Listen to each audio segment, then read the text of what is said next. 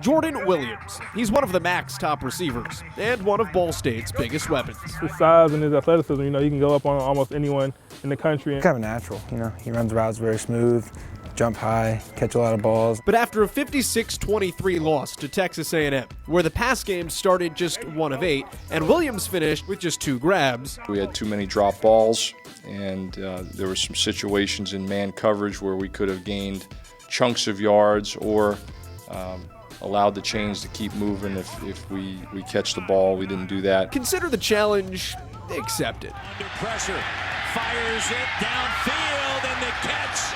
Is it made? Yes, it is. What a grab by Jordan Williams. He's been playing out of his mind, at Northwestern, the catch in double coverage and the catch he made with the guy grabbing his face mask, not even looking at the ball. I thought they were ridiculous. He caught one that he was just trying to throw away, I think. A couple of those catches at Northwestern were big time. Those were definitely 50-50 balls that they could have, made a play on as well. And he went up and got it. He attacked the football. He had strong hands. Something we talk about all the time with him is go get the football, play 225 pounds. It was just time for me to play a good football game. I don't think I played my best football, and I think that's been a glimpse of it, and I think I have more to give. We challenged him after the first couple of weeks, and he definitely responded. And the last 2 weeks, he's kind of acted like the Jordan Williams. We know that if he's one-on-one, we got a great chance that he's going to go make a play for us. That was kind of our goal. They get challenged every week, and they do have to step up every single week. And so I think those guys did take it personal, especially Jordan. Williams went off for 133 yards and 2 scores at ranked Northwestern. Added 100 more and another touchdown against ranked Toledo. Just paying a little bit more detail to his releases, attacking edges, really studying his opponent, kind of seeing the techniques that they're playing and attacking that. Just maturing on the field and off the field, and being able to be more consistent and more detailed and learning defenses. And that's a process over time. That comes with another word Williams mentioned: consistency. He's a guy that makes spectacular plays, but every now and then there's a routine play he doesn't make, and he'd be the first to tell you that.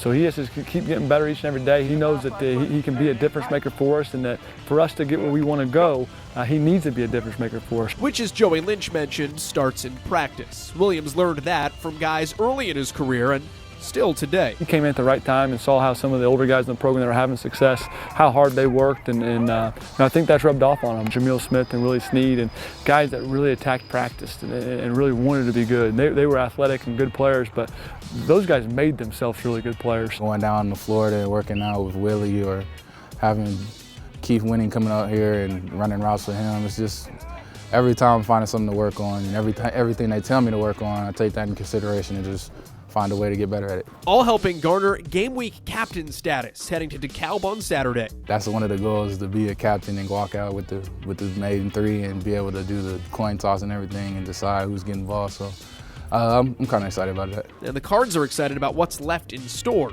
for the rest of 2015. I've seen him do it in practice. I always known he can do it, and I think now he just gives everybody else an opportunity to see what he can do. Joel Godet, BallStateSports.com.